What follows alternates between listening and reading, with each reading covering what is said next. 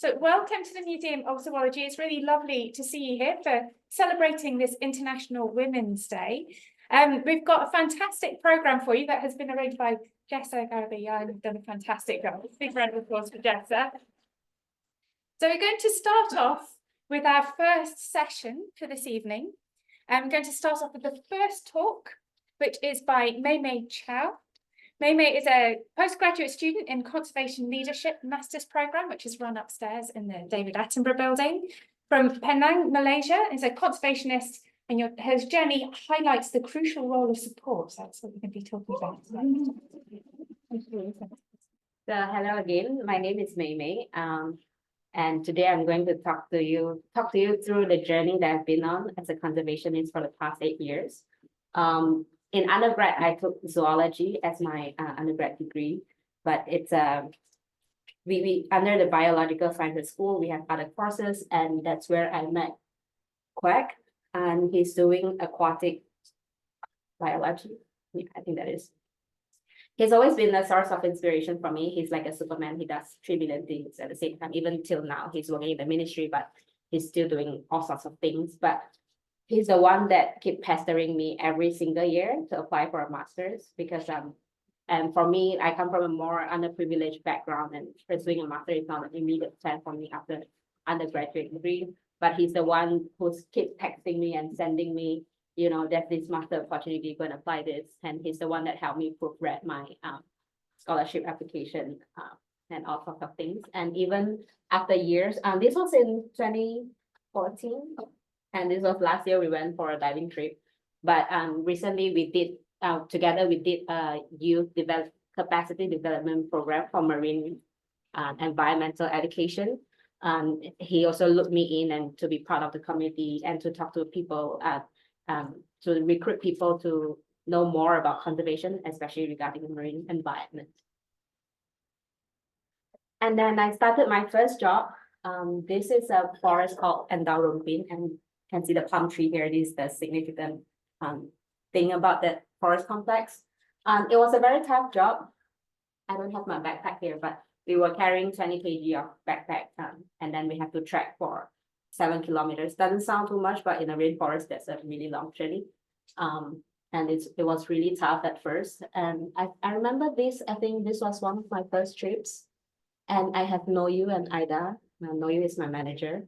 And they are really the support in this very tough journey. I was away from home alone in a very small town, very remote town. And having that support was really important for me. I was constantly, I sprained my leg very often because I'm not very physically fit.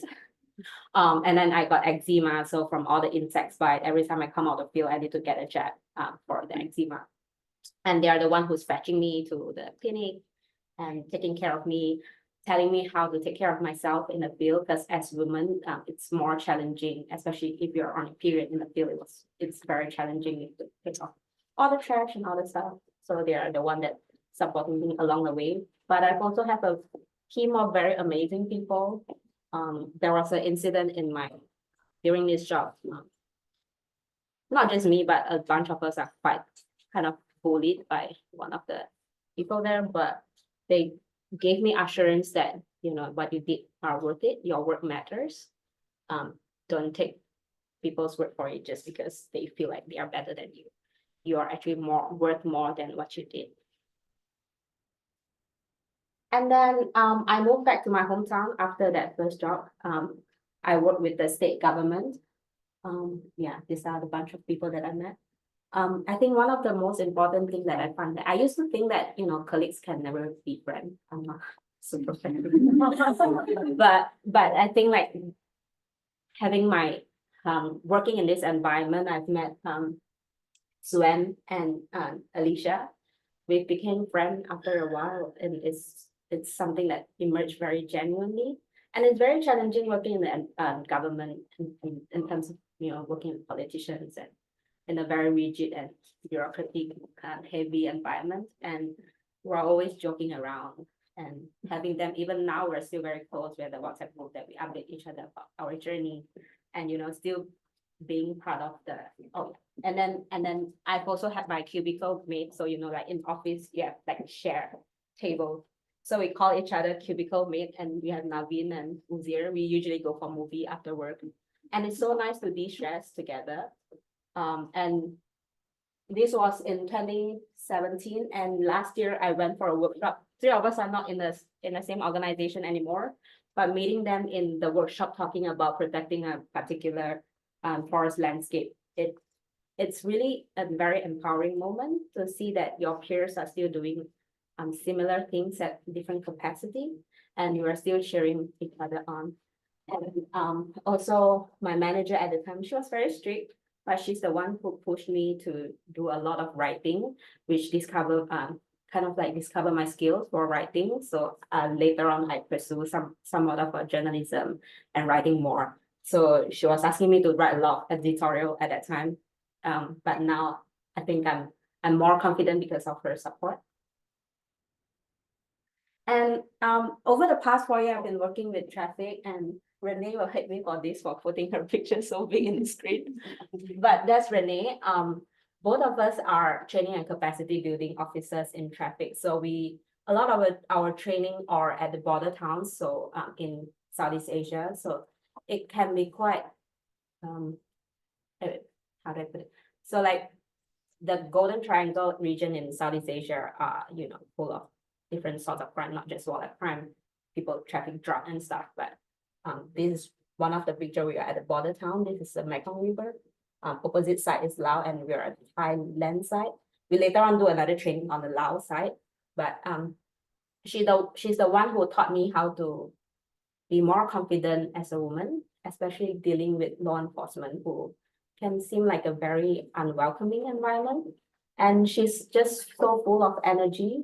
I'm not someone who's very full of energy, but I think I got her energy really and change how I view things, and having her throughout all my journey. And it was very tiring because we are doing a lot of training, and in different locations we were flying almost one or twice every month. So that's the sort of support that she gave me. And just a few days ago, she sent me a message like, I miss you a lot usually, but today especially so. And she also helped me wrote my recommendation letter to get into this master. So I'm really grateful for her. And then there's the rest of the office. It's a very positive office, like having that work-life balance. And if you bring stuff back home as colleague, I would just scold my colleague, please don't bring your laptop back home, just leave it in the office. So I think like the entire environment is really enabling.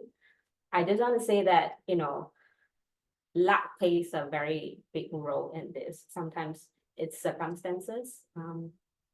And I'm really lucky that I've met all these people who supported me along the way. And we always look for the big things, like what are next big things, what are the next big achievement that I'm gonna get. But at the end of the day, you realize that it's all these small things, small interactions that really matter. It's like, sharing a bar of chocolates that really helps support your journey rather than any big wow moment. But also don't sweat the small stuff, but the little things matter. Thank you. That's all from me. Thank you.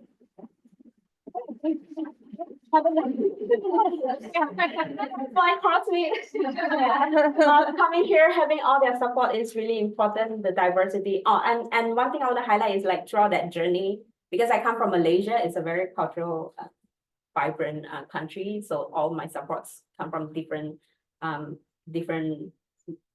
ethnicity and different genders. And especially now I'm here and meeting with 18 different people from 18 different countries and supporting each other, and that's very valuable. So yeah. Okay, it's really, really inspiring. The importance of those little things as well to support one another is really good. So our next speaker who's going to be joining this panel is Prerna Bindra, who is one of India's leading environmental journalists and travel writers, and currently a PhD candidate in the Department of Geography here.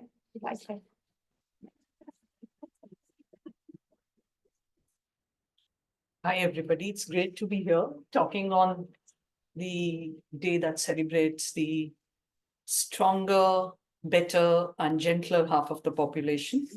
And I don't have fancy slides, I have just two, but I want to talk to you about the power of one.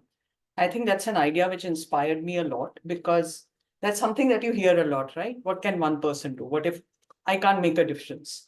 But like I grew up in India, I'm an Indian, and we grew up with Gandhiji's stories. Mahatma Gandhi was just one person. And in my field, I of being a conservationist, writing on journalism, and now doing a PhD. I'm also an MPhil cohort, the same MPhil. So I was inspired by our Prime Minister Indira Gandhi, who gave us the legal backbone, the legal framework to save our wildlife and forests. I was inspired by Jane Goodall, one person from here in this country, who shortened the distance, narrowed the gap between man and Homo sapiens, two-legged animals and four-legged animals, by showing that gorillas use tools. I was inspired by going back in time. In 17th century, we had Amrita Devi, who hugged trees to save them from being cut by the king for his palace. And she was the original tree hugger. That's where the term comes from. I was inspired by Rachel Carson, who wrote The Silent Spring. And if you haven't read it, please do, or at least the series of articles written on it. She was that was 1960s US. And she showed how chemicals, pesticides has silenced the birds, therefore silent spring. So it's poisoning the birds, poisoning the air, poisoning us. It's in our food chain. It was in the breast milk. And she was vilified because it was a very powerful industry. She was a woman. She was not married. So she was called a mad spinster, frustrated spinster, etc., etc., etc. But she stood her ground, and it is to her that we owe that US has a Environment Protection Agency. She brought in environment laws. Pesticides were regulated. DDT was banned. So that's the power of one. So that I just want to impress upon everyone that, it should be inspiring. And each one of us, I was inspired by my mother, who perhaps is the kindest person, not perhaps, she's surely the kindest person I've ever met. And she taught me the value of compassion. So everyone that you meet is inspiring. And as far as I'm concerned, I was born in a small town and just loved animals. That is where I started from. And I grew up in a very patriarchal family. My mother was very supportive, but usually it was women don't go out to work. Women, you get married, be a good girl. But I think I'm a good girl, but I didn't exactly follow their pattern. And look where I am now. And it's not been an easy journey. What I do is also, besides writing, I do it. So even when as a journalist, as a conservationist, I faced sexual harassment. I faced worse. I faced, when you're writing or when you're exposing, doing an expose on mining. So I've been surrounded by, like the gundas or the bad men or the miners who want to intimidate you or want to hurt you. And what gets you through is your grit. And what gets you through is the support of others. And I particularly remember I was part of a committee that's, as you said, you worked with the government, highly bureaucratic setup. So I was part of a committee which is so-called, so it's a decision-making body, policy-making body with very, and I was the only woman. And it was very difficult to negotiate that because you were being pulled down. You're not a doctor. You're not, and you have to put in that much hard work. You have to show your mettle. But what pulled me through was there was another woman with the government and a very committed forest officer, and her within the system and me outside from the system. I wasn't part of the government. We worked together to help steer in stronger environmental policy, stronger conservation policy. So I think what I'm trying to impress is that it's not an easy path, but it is your heart, it's your commitment, and it is your mettle, and it's your belief in your commitment. that will carry you forward. And I think, of course, and women especially, I'm here because of all the women that I spoke to you about today. And so many that I met in my journey here or back at home. And I think that's pretty much the 7 minutes are over. but I just want to, yeah, and that's me. This is not where I didn't want to show a boring picture of, you know, advocacy with sitting with all men around the table. But this is the biggest inspiration. You know, I think they are the most marginalized in the planet if you speak about it. And imagine what you learn from an elephant, a matriarch. She teaches you leadership. Her leadership is based on wisdom. It's not based on power. It's based on love. They teach you empathy, right? So elephants are known for their empathy. They're known for their gentleness. Matriarchs are known for their knowledge, the wisdom, and how that passes on from generation to generation. So to me, they are the greatest teachers. Thank you. Okay, we have one last speaker as part of this panel. We've got Dr. Helen Scales, who's a marine biologist, an accomplished writer and broadcaster. So as an author and broadcaster, Helen has successfully bridged the gap between science and the public, making marine biology accessible to diverse audiences, and has quite an unconventional route into the field. So, thank you. I don't have any slides, so you can look at me with this. That's quite appropriate, actually. No, I haven't. I'm Helen. So I've spent a lot of time in this building and in the zoology department. I was an undergraduate here. I did my PhD here a little while ago, and it was while I was doing my PhD that so I was working on coral reef fisheries. I had this ambition to go and be a field conservationist. I think I had a folder of top jobs I wanted to do, including heading up international conservation organizations, marine departments. I saw myself moving to somewhere like Washington, DC. And then I realized that actually what I want to do instead is go and write stories and talk about the ocean and the wonders of the ocean and the problems of the ocean. And so it's during the PhD that I was kind of trying things out in terms of talking and writing. I started working for the student newspaper, and basically my plans just kind of took a completely different turn to what I was expecting. And that's fine. And that's something I often say to people is, you know, you never know where things are going to go, and it doesn't matter. And it sounds really cheesy to say follow your heart, but do that. You never know where it might lead you. So I guess coming back here is lovely. I still live in Cambridge, but I don't often have an excuse to come into the building. So it reminds me of kind of where it all began. And what I want to tell you today is a story from early on in my writing career, the kind of early crucial stage where I really did need some support to get me that first book deal, basically, which, you know, I had this ambition. I was inspired by Rachel Carson because of her ocean books. She wrote 3 beautiful books about the ocean. And so I kind of started to get this idea while I was writing my thesis, actually, and everyone around me was hating that part and crying and just really not enjoying the writing bit when I was really enjoying that bit. So I was like, maybe that's what I should do. So, you know, the idea of beautiful storytelling to really captivate people and get them to think and to know and act to help the environment was sort of what took me to that side of things. And I remember very clearly there was a day I decided I wanted to write a popular science book that people would read more than my PhD thesis. And I was just kind of hunting around for an idea, and I got an idea, and I kind of had this, I sort of fleshed out this possibility for a popular science book about seahorses, because for me they were just this emblem of the beauty and wonder of the ocean, but also the problems that the oceans face. And I was lucky enough there was a careers fair here in Cambridge, and there was an agent who was, I think it was the alternative careers, get yourself an alternative career. So I went along there, met an agent, spoke to him. I said, I've got this idea for a book, and he said, okay, great. Go and write a proposal, come back and tell me what the book would be. So I did that. He did eventually agree to work with me, but it didn't go anywhere. It really didn't. So we spent quite a while. I had my hopes completely built up by this idea of this exciting literary agent was going to get me my first book deal. It was all going to be fantastic. And it just didn't go anywhere. I had no idea what to expect. We went months and months of me not hearing anything, you know, and I'd be sort of begging for information about whether he'd submitted my plans to any publishers.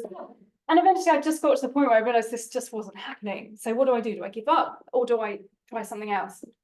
And this is what I did. Now looking back, there were three things that happened, three crucial kind of support moments that really helped me. And I hope this might translate to other things than just trying to publish books, but any kind of trying to break into a field, which is that first step is the hardest step. So basically, I went to, unbeknownst to me, it started when I went to a talk by an author in Cambridge. And I sat in the audience. It was an author I really liked, a non-fiction author. I really admired his work. And at the end of it, my friend who I went with basically nudged me and said, go and talk to him. Go and tell him about that idea for that book you want to write. So I did. And that was fine. And he was very nice. And we had a little chat. I even told him the subject. And he was like, yeah, that sounds good. And we left it at that. Then like a while later, after this whole first agent wasn't working out, I spoke to another friend about the fact it wasn't happening and I didn't know what to do. And he said, well, do you remember that author you chatted to? Why don't you get in touch with him and ask for his help? Because his talk was about having a mentor and asking for that support from other people. So I was like, I guess it couldn't hurt. I'll try. I was a little bit naughty and kind of blagged my way into his agent. I think I said something about being from Cambridge University and being very important, and I needed to talk to him very much. And she forwarded my message, and we got in touch. When I sent my proposal to this writer, he's like, "Okay, tell me what you want to do." And I said the proposal. He got back to me and he said, "Okay, yeah, no, this is not a good book. This is not going to cut it." And I was like, "Okay," and then. The thing that happened, and I think this is how it kind of all in my mind now plays out, kind of a beat later, I wrote back and I said, why? Why didn't you like it? Can you give me any advice? So I definitely reached out for that support, but oh my gosh, did I get it? And it was almost like, I don't know if he was waiting for me to say that, but he was like, here's my number, call me now. Like, just pick up the phone now and I will talk to you. And so I did. He talked me through what he thinks would make a better proposal on the same topic, but just looking at the topic differently. So I went away, I rewrote it. He then looked at it again and was like, yeah, that's better. I'll now send this to a friend of mine who's an agent. And he did. And she became my agent and she got me a book deal. So I guess my point with those three things of me, finding I hit a wall, I didn't know what to do next. I wasn't getting the support I wanted. And it was other friends of mine. It was friends and just family who believed in me and who basically said, you can do this, but you're going to need help, so go get that help, and pushed for that. And then I guess, yeah, just asking questions at the right time when you feel you've hit that wall and you're not getting the support you need, just to say why, or can you help, or what have I done wrong, what can I do differently? And don't be afraid to fail, don't be afraid to get it wrong and then go back and do it again and try and get it right. So that really was how it all began, and my agent was wonderful. She got me that first deal. Second book was hard, but that's another story. But it now feels like it's a sustainable thing. I write books, I write articles, I do radio. I'm very lucky to be able to have done that, sort of had that dream of talking about the oceans and telling people about the troubles and the joys. Still trying to find a balance between the two, and I'm constantly struggling to figure out how to do that. But now I get to write children's books too, so the joy is quite easy in that. So that's all great fun, and I love what I'm doing. I still feel like it's, who knows what's going to happen next, who knows what turns and whatever will happen. But whatever it is you're doing, if you realize you're not getting down that path that you want to take, just stop for a minute, look around you, find the people who can help advise you, even if it's just a friend saying, hey, do you remember that person you spoke to? Perhaps they can help, because they might, you never know. Thanks very much. So I have one last person to introduce before we get into the panel discussion, and that's our moderator for the panel, who is Sneha Jagannathan. Is that right? Oh, good, I pronounced it okay. He's a marine biologist as well and conservationist, and currently working on fundraising and impact evaluation at Blue Marine Foundation. He's keen to forge fruitful partnerships for ocean conservation between the global north and south. And past experience lies in marine habitat restoration, citizen science, and public engagement in the ocean across southern India. So I'd like to welcome Sneha as well, and our other speakers, if you'd like to come back to the front. Thank you all so much for being here, and thanks to all of our amazing speakers for sharing your experiences, and it was really inspiring, definitely for me, and I'm sure for many people in our audience as well to hear from your stories. You all, I noticed, spoke a lot and raised a lot of emphasis on the fact that you had these sort of unofficial support networks, whether it's a colleague at work, whether it's your family, or whether it's just like your friend or someone you meet at a careers fair.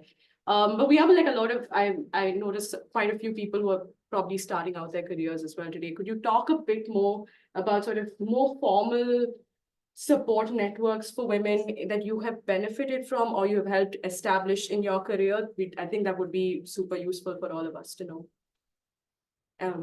Maybe Prerna, you started the Women in Conservation. I did start it. I'm not sure. So you have Women's in Conservation Leadership here in the DARA, which, well, I'd heard about it. So when I joined MPhil, I just walked in and said, can I help? What is this about? And yes, that is one support system, though. And then there is Women in Nature, which is like a global movement. I'm on their WhatsApp group and we reach out to each other. Some are more active than others. So there are, and also within an organization, there mandatorily, at least in India and in most parts of the world, you have to have a sort of a committee which you reach out to in case of any serious issues. So there are both formal and I think a lot of our support system might not be very informal, as in reaching out to a friend or definitely family, but also we build our own non-official kind of networks within the office, within our community of, like, say, the MPhil cohort here, which is certainly a community. And so I think it consciously supporting each other is very, very important, or being there for each other, because we face with balancing both career and family, which I know men do as well, but women, it's particularly more this thing. So I think that support is, I certainly count on my friends a lot, and my support system for anything and everything, whether it be, so I guess that's about it. Do you have anything? I don't think I have much to add. I should say I'm freelance. I work for myself. So finding communities is a challenge. I don't have a formal workplace in which that happens. So I tend to look for that more amongst my colleagues and other people who do similar things for me.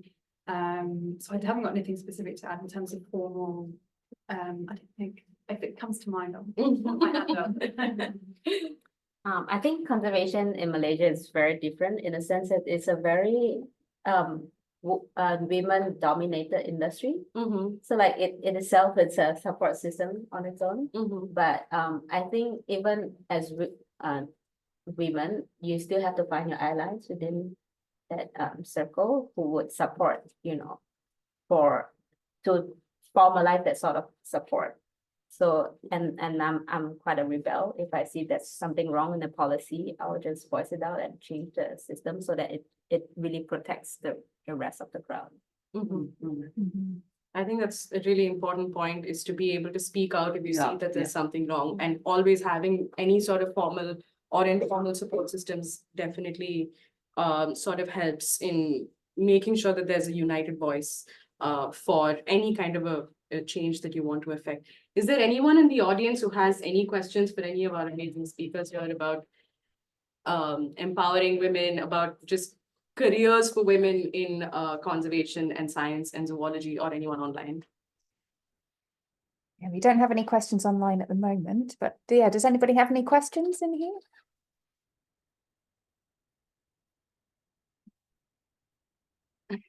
Oh, silence. What has been like the biggest challenge you have faced, like that you can directly associate to being a female, and like on that, what's your superpower as a woman in conservation? Good question, actually. Why don't you go ahead first?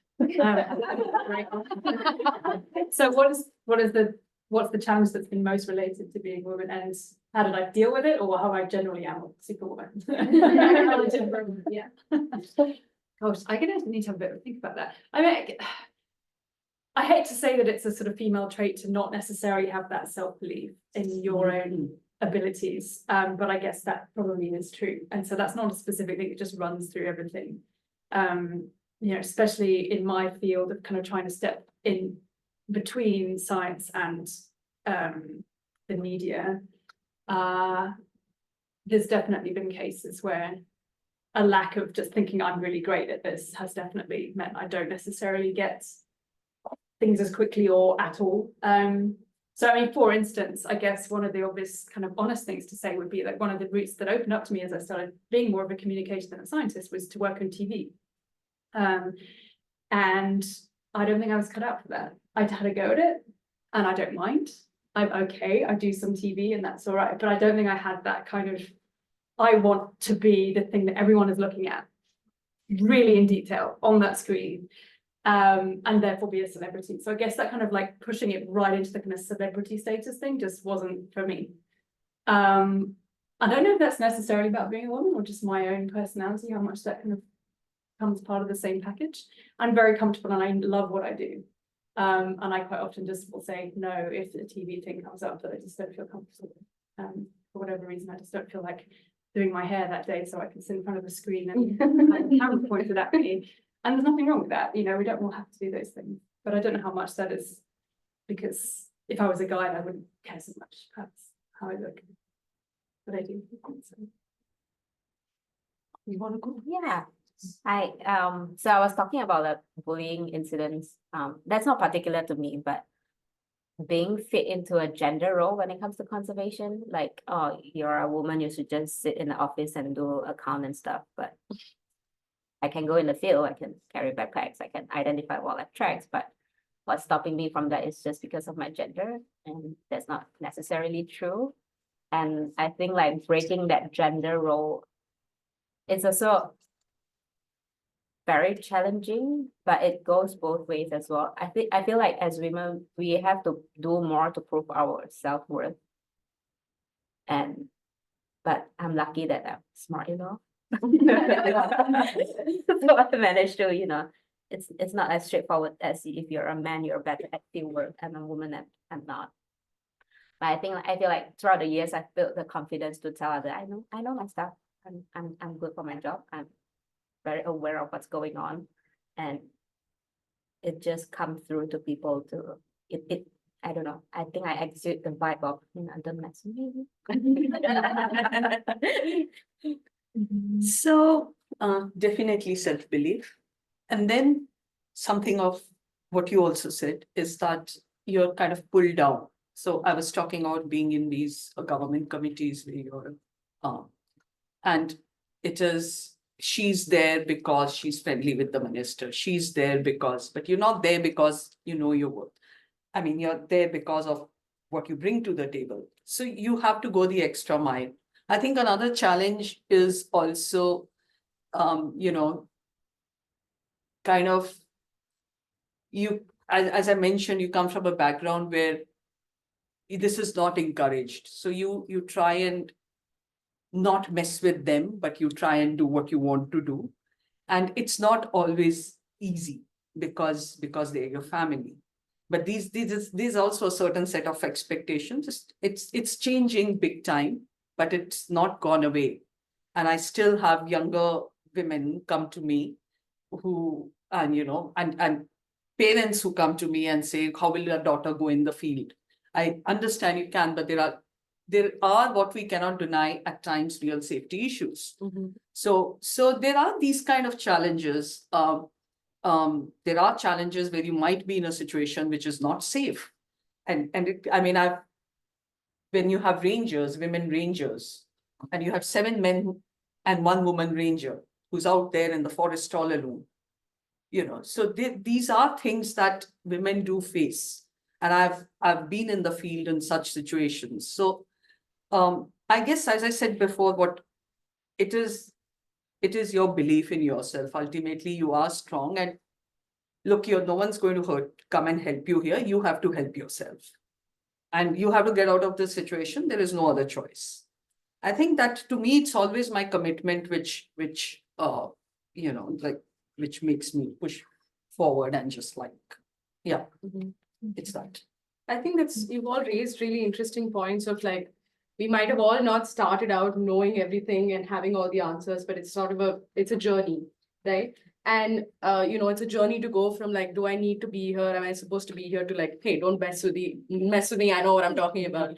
So, what I'd love to know is there any time you can reflect back in your life, that you can think of like an aha moment where you felt like it changed for you? It may not have been one moment, of course, but was there any time in your career when it went from like going past that imposter syndrome of wondering and getting that self-belief to go from a place of self-doubt to self-belief?